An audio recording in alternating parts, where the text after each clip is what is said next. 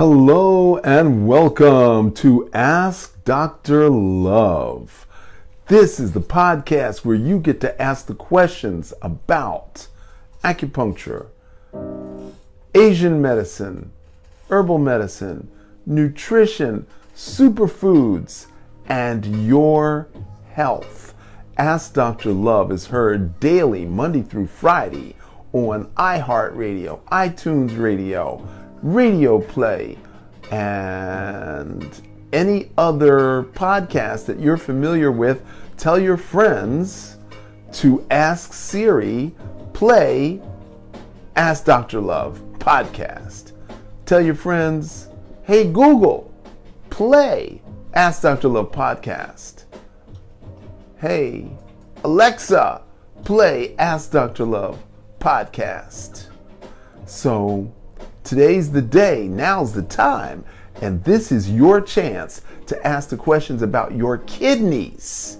Now, the interesting thing about Western medicine is they only talk about what goes wrong. They don't tell you what you can do to help your kidneys or any other organ in your body for that matter. And we're going to do another podcast on the 3 cons that Western medicine plays on us. Today's topic is the hormones that run through your kidneys that you should know about. Considering the fact that everybody over 40 hormones are completely whacked out, you should know about your kidney hormones. Now, in the past, you've heard me talk about vitamin D being a hoax because it's not a vitamin, it's actually a hormone, and it's secreted by the kidneys. What? Vitamin D is a hormone produced by the kidneys? Absolutely. Now, we're going to do another show about calcium in the bones and how the bones get stronger or weaker, osteoporosis, from calcium-magnesium relationship. But today, we're going to be talking about the kidneys. So there's 3 important hormones that the kidneys make. The first one is called EPO, which is erythropoietin. It's a long word. I know, it's a 99-cent word. That's why we use EPO for short. EPO is a hormone that tells the bone marrow to produce red blood cells when the oxygen levels go too low. Well, how would that happen? If you had altitude sickness and the air was thin and you couldn't get enough oxygen from the environment, then the kidneys would tell bone marrow, hey, produce more red blood cells. And of course, sickness and infection, and anytime there wasn't enough oxygen in the environment, the kidneys would kick in. That's a really important function that we should know about, because all the movies I've ever seen, the action adventure movies, the horror films where people are choking to death or they're drowning or whatever, we should know that the kidneys are there to protect us. The second hormone is what we call glucosteroid hormone, or cortisol. Now, we talked about cortisol yesterday, and cortisol regulates metabolism. Cortisol regulates blood pressure. Cortisol regulates the rate at which your body burns sugar or fat. So your brain likes to run on fat. Your heart likes to run on glucose or sugar. So the kidneys secretes hormones that regulate which one is going to be in charge. Okay? So the third hormone, which I've also talked about, is calcitriol. Say that with me. Calcitriol. That's the real name of vitamin D. And the body produces vitamin D to regulate the amount of calcium that goes into the bones. But vitamin D is one of 3 mechanisms. It's not the only one. So for science and the media to promote lack of vitamin D as the main thing that creates calcium to the bones is a bold-faced lie. There's 2 other mechanisms that regulate calcium in the bones. In fact, when they did a study with African Americans who had the lowest levels of vitamin D, it turned out they had the highest levels of calcium in their bones. So clearly, vitamin D is not the only way that we get calcium in the bones. Now, another hormone that is produced is called renin. Renin makes angiotensin, which is a hormone that causes vasoconstriction or raises blood pressure. Now, why would we need to have our blood pressure raised? Well, if the blood is not getting back to the heart, then the heart has to work harder to push the blood out. So this renin makes angiotensin, which is the hormone that causes vasoconstriction. Angiotensin also stimulates the release of aldosterone, which comes from the adrenal cortex to promote sodium retention in the kidneys. So that means the kidney is connected to the adrenal, ad above renal kidney. The adrenal gland is connected to the kidney through the secretion of this aldosterone, which regulates salt and water. So bear with me a second. If you have too much salt, then the body retains too much water. If you don't have enough salt, the body won't retain water at all. There's nothing to hold the water in the tissue. So you have to have just the amount of right of salt, just the amount of right of water. So that there has to be some regulation. And aldosterone is the thing that is released from the adrenal glands, but is regulated by the kidneys. Now, they also synthesize prostaglandins, and prostaglandins make other things happen. So if you go into a hotel, there's a doorman. If you live in a high-rise apartment, there's a doorman. If you're trying to get a taxi cab at the airport, there's a dispatcher. There's always somewhere where there's a bunch of people, where there's somebody to facilitate the orderly conduct. And that's what prostaglandins do. They promote orderly conduct of the cells. And what do? We eat whenever, we drink whenever, we hang out, coats open in the winter, we sweat too much in the summer, we slather things on our skin like lotion, and we don't really understand that when we put lotion on their skin, we're literally blocking fluid and air transfer.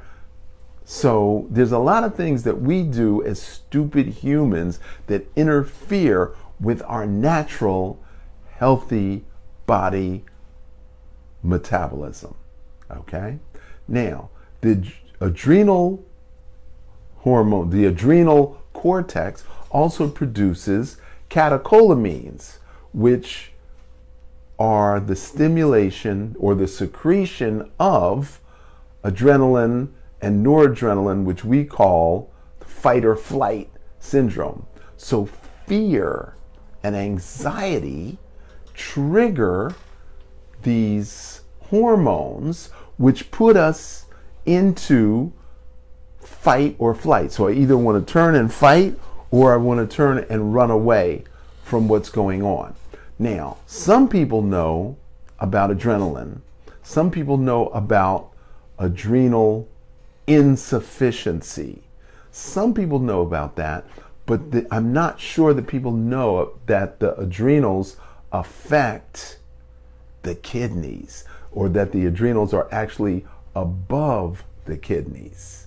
So there's a lot going on with the adrenals and the kidneys. Now, as I said earlier, Western medicine likes to tell you what's wrong, and they want to give you tests that determine the function to tell you what's wrong, but they never ever tell you what you can do that is right. Now, you need about 3 tablespoons of sea salt a day. Now, we get salt naturally. There's 22 salts. If you ever go into an aquarium store where they have saltwater fish tanks and you look at the package that they call sea salt, there's 22 salts in seawater. And guess what? We need 22 minerals in our bodies to function at optimum capacity, but we rarely get more than 3: sodium, potassium, and phosphorus.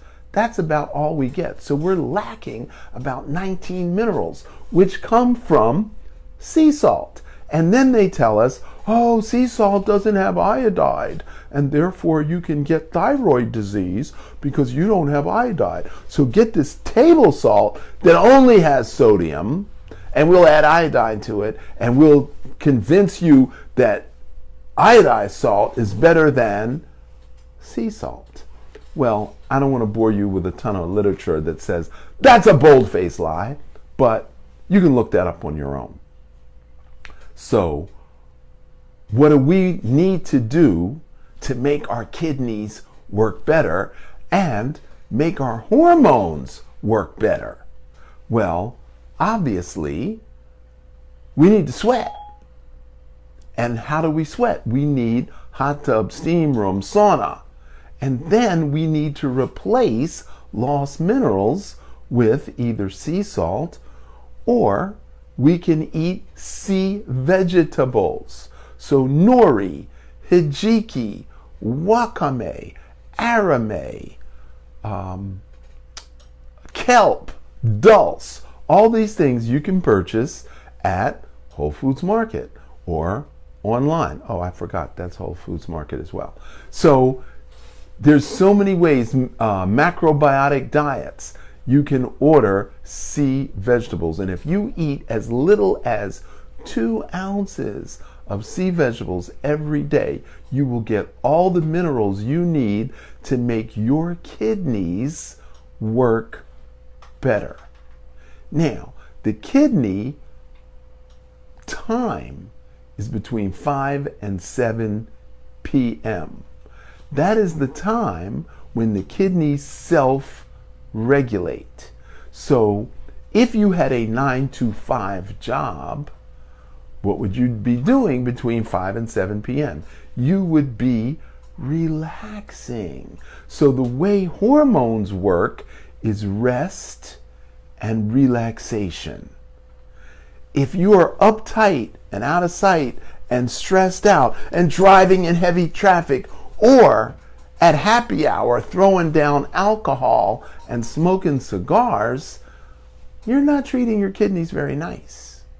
So the time between 5 and 7 in Europe is called tea time. And that's when you should be drinking a cup of tea and resting and relaxing. And so again, stupid humans are controverting the natural order of the universe. We don't rest and relax between 5 and 7 p.m.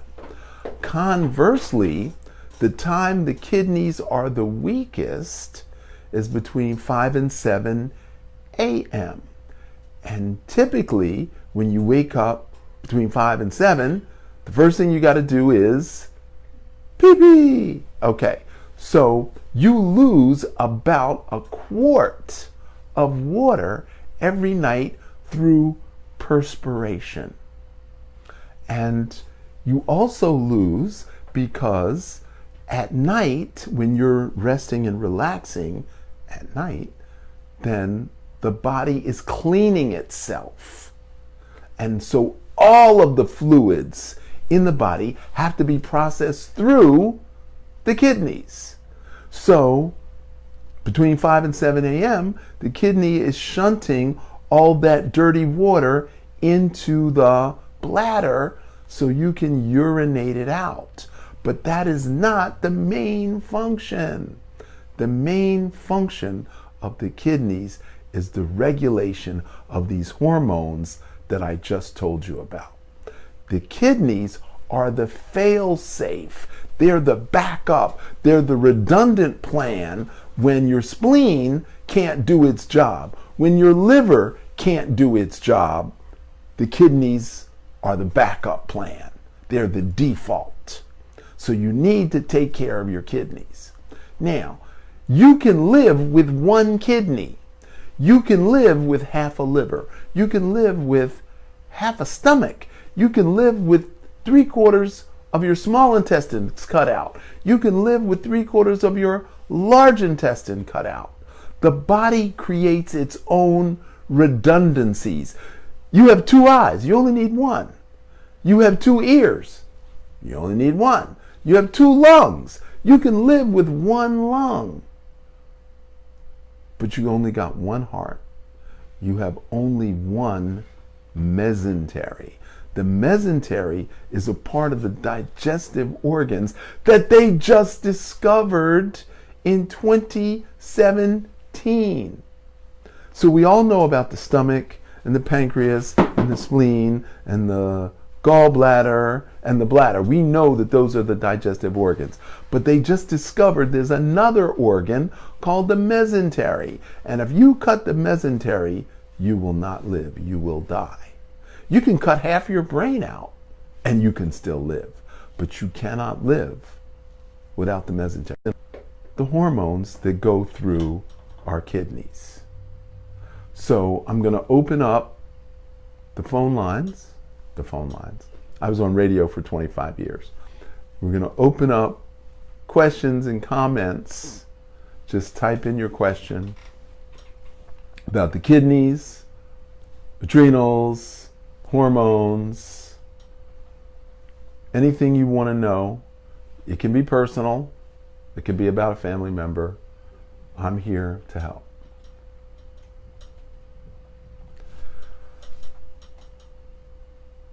Somebody said I was an acupuncture student. The last time I saw you, sending you lots of love and light. India, Black on Instagram. Hi, India. I have influenced about 60 people to go to acupuncture school. And one of the first ones was Jonathan Fields that we had as a guest on. Another one is Dr. Israel of Tampa. I influenced him to go to acupuncture school. I could go on and on, but thanks for the shout out, India. What's the massage for the kidney liver at night?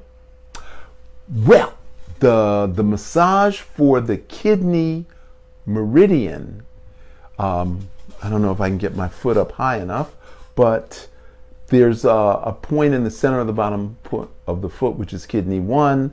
There's a point on the instep, which is kidney 2. And then the center of the ankle, if you put your hand here, so you're going to do 8 times on the bottom of the foot, 8 times on the instep, 8 times on the ankle bone, 8 times just above the ankle bone, 8 times in the middle of the leg, and then at the very top where the bone meets the knee, 8 times there.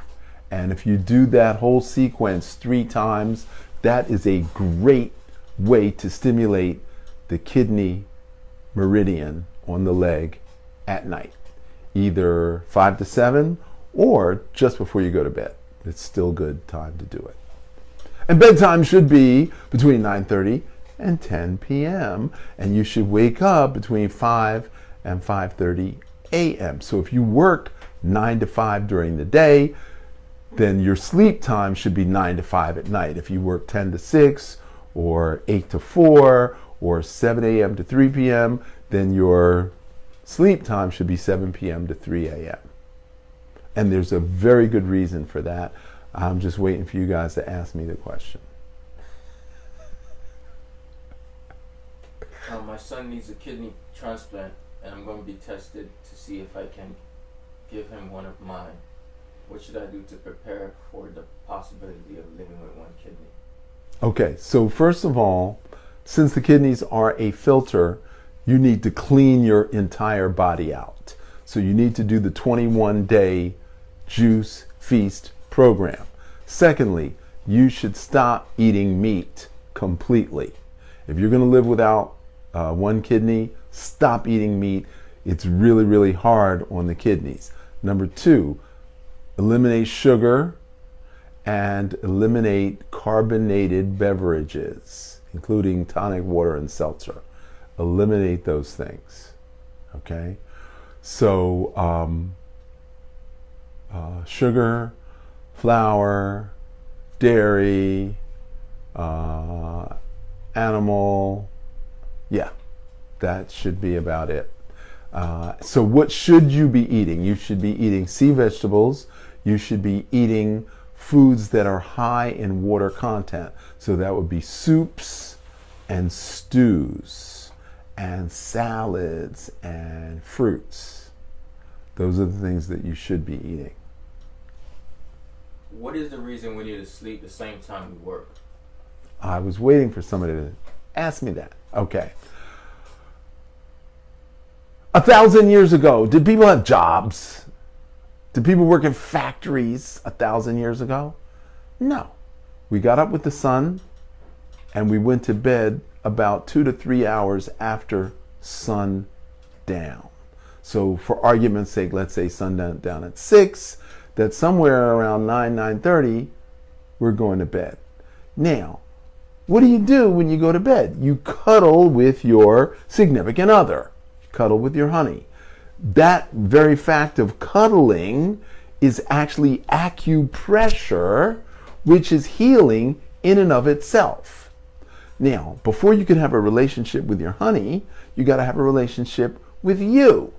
Not a relationship with your phone, not a relationship with your computer, not a relationship with your television. You need a relationship with yourself. So I don't really know how to meditate, but I can go sit by the river.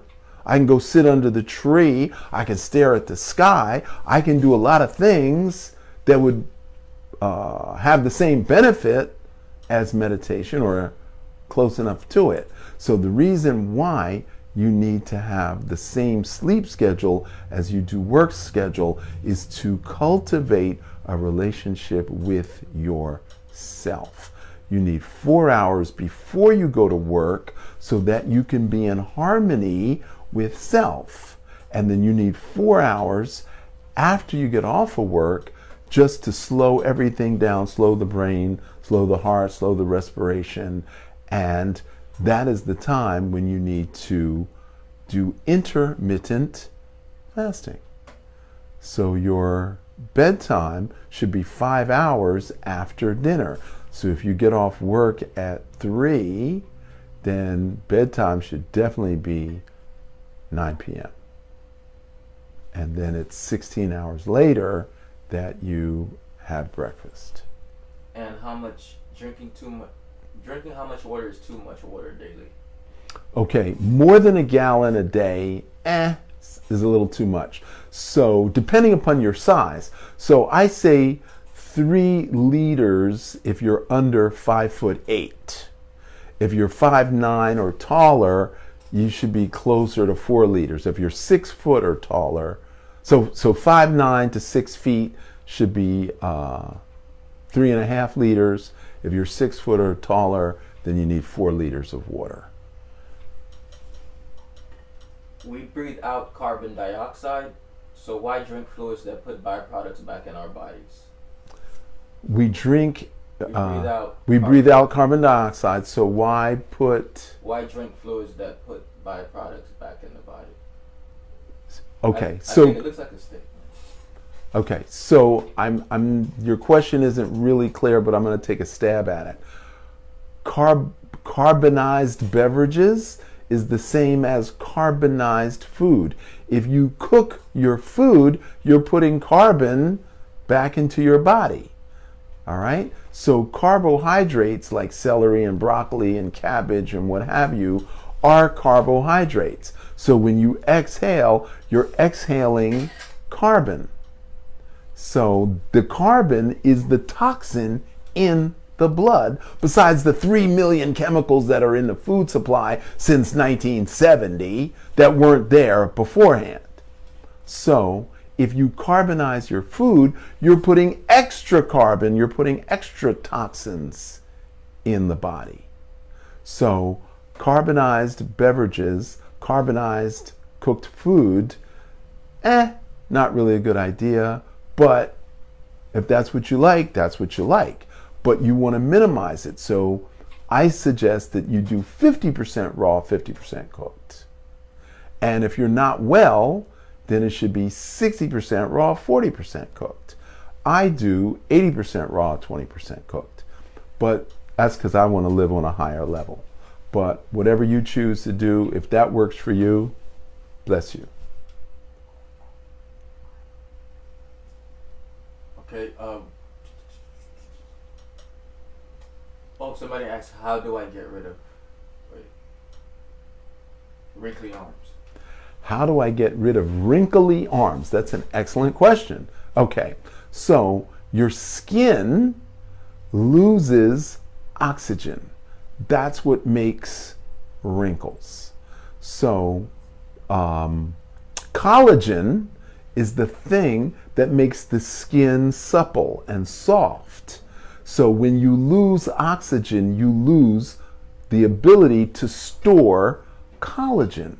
So you can get collagen injections, you can put collagen on your skin, but you also have to supersaturate the bloodstream with oxygen in order to hold the collagen. Okay? So your question was, how do I get rid of wrinkly arms?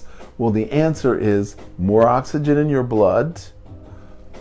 You've got to increase the amount of foods that have collagen in it, and you have to stop doing the things that deplete oxygen, and you have to stop doing the things that cause your body to wrinkle. Now, after the age of 55, there's natural wrinkling because of exposure to polluted air, polluted water, polluted food from the soil. So that's about it. And of course, hormones. How do you stimulate hormones? Sleep and sex is the best way to stimulate hormones. How about thyroid, low thyroid? Okay, so you have something called TSH, thyroid stimulating hormone, which is secreted between 1 and 3 a.m. by the liver. So if you have low thyroid hormones, it's because you are not sleeping well.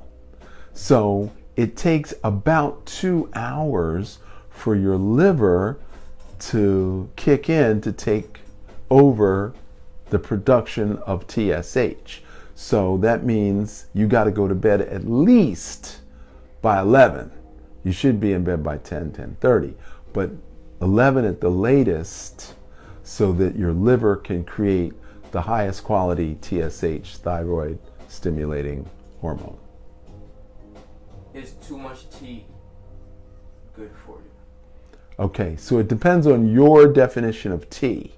Okay, so I'm going to assume you mean Chinese tea, which we call black tea, green tea, white tea, Camellia sinensis. I'm going to assume that's what you're referring to. A cup of tea is 4 to 6 ounces, depending upon the size of the cup. It's not 8 to 12 ounces. It's 4 to 6 ounces. So you should drink 2 cups of tea before dinner, 2 cups of tea with dinner, and 2 cups of tea after dinner. So that's 2, 4, 6. That's 6 cups of tea a day. That's not too much. 12 cups of tea, that's a little much. But again, it depends upon your size, and it depends upon how much fluid your body metabolizes. If you're a high metabolic rate, you might want to do 12 cups of tea. But the average, about 6 cups is fine. All right. Let me see if there's any more questions. I think that covers. No more questions. Well, this has been a fascinating subject for me because everything is interrelated with everything else. I started on this line of study about vitamin D, which I knew was a hoax, but I wanted to present the information to you and let you figure out for yourself, is vitamin D a hoax for you? And then from vitamin D to the kidneys, and then from the kidneys to other hormones, and then hormones to the adrenals, and then adrenals to the hypothalamus and the pituitary. And now the pituitary is the master gland that makes all of the hormones. So everything that we talk about is hormone related, and hormones are directly related to your diet. What you eat is the basic building blocks of your hormones, and everything that you eat is the basic building block of the glucose that is your gasoline of the blood. But the brain wants fat, and the heart wants sugar. And so between the kidney, which regulates, is it the fat, is it the sugar, but it's actually the liver that delivers the blood or delivers the fat. But the liver gets his instructions from his sister in the kidneys. So brother, sister, kidney, liver. Spleen is also a sister to the liver. So kidney, spleen, liver. And they're all filters for the heart. But we'll go into that later.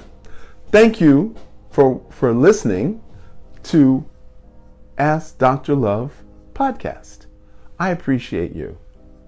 And anything I can do to make your life lighter, better, and make you healthier and stronger, that's why I'm here. And thanks to the Blue Dragon Tribe for supporting me and creating watch parties and listening parties to this podcast. And if you want to contact me offline, you can text at Ask Dr. Love to 81010. That's the best way to reach me. Don't leave me random messages on Messenger and YouTube and what have you. The best way to reach me is to text at Ask Dr. Love to 81010. That's the best place to contact me, reach me, make an appointment, ask a question. That's your best contact information. Remember, your health is in your hands. Prevention is the only cure. And if you want to be well, you've got to Qigong well. Thank you. Until tomorrow. Love yourself more.